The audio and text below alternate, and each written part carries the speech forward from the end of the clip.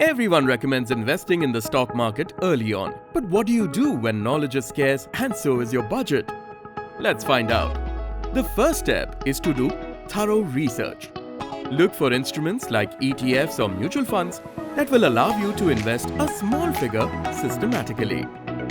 Initiate conversations with peers who trade and discuss investment options, tips and tricks for wise financial decisions. Listen to the advice but use your calculated judgment always. Be it travel plans, education or retirement, invest with a clear goal in mind. Invest only in those instruments that match your risk appetite. Remember, markets are volatile. Diversify your portfolio to ensure you have a good mix of different funds and stocks.